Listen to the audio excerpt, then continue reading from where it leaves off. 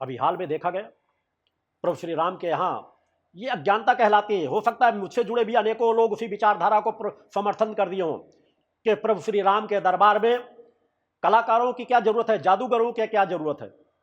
जादूगर चमत्कार दिखाने गए, राम से बढ़कर के जादूगर कौन होगा। ये कला का अपमान किया गया है राम के दरबार में। जादूगर क्या करने गए थे? वहां शास्त्रीय संगीत भी कराया जा रहा है, सब कुछ कराया जा रहा है। मंदिर के अंदर नहीं था, मंदिर के प्रांगण में उनका तो सम्मान होना चाहिए। जादूगर आकर के अगर प्रभु श्री राम के, वो हमारे लिए देव पुरुष भी है और राजा राम भी है, राम के दरबार में अगर कोई कला दिखाने आ रहा है और कह करके कि मैं ढोंग पाखंड नहीं कर रहा हूं, विज्ञान का साथ लेकर के चमत्कार दिखाकर, जादूगरी दिखाकर समाज को बताना चाहता हूं कि आज इसी तरह के जादूगर के गरी को दिखा करके अनेकों लोग ढोंगी पाखंडी समाज को किस तरह दिशा भ्रमित कर रहे हैं।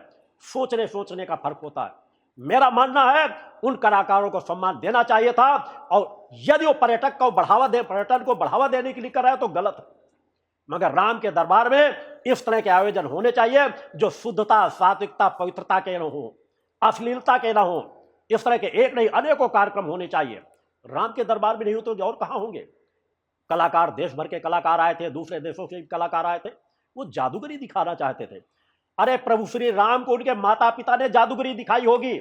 हर माता पिता अपने बच्चों को बहलाने के लिए, खिलाने के लिए कई बार एक हाथ से लेकर दूसरी चीज दूसरे हाथ लेकर गायब करके दिखाते हैं और बच्चों को हंसाते हैं।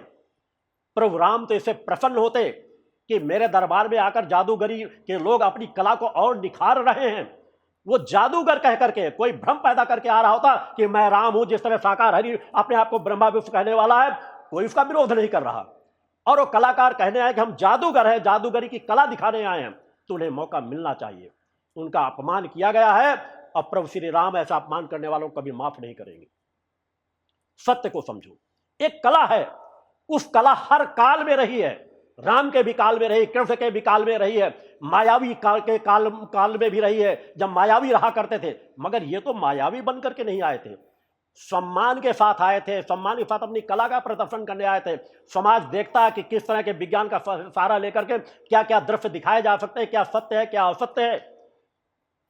मेरा मानना प्रभु श्री राम के क्रमों में ऐसा होना चाहिए, मगर हमारे शंकराचार्यों ने विरोध करना शुरू कर दिया।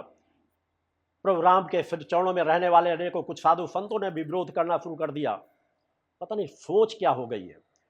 अरे हमारे सनातन के अंग हैं जादूगरी की कला दिखाना, जादूगरी की कला दिखा करके लोगों को प्रसन्न करना, कुछ क्षणों की लोगों को प्रसन्नता में आ जाएं, अपने दुख दर्द को भूल जाएं, मन उनका एकाग्र हो जाए। अतः अपनी सोचों को बदलो सनातन धर्मियों, बड़े बड़े मठों में बैठने वाले मठाधीशों, हमारे धर्म के रक्षक कहने वाले हमारे शंकराचार्यों, सोच को पैदा करो, सही विचारधारा को पैदा करो, समाज को संगठित करो, हिंदू समाज को जातीयता में मत बंटने दो, छुआछूत को मत बढ़ावा दो। उस दिशा में चलोगे तभी समाज का कल्याण हो सकेगा। एक विचारधारा का जीवन जियो।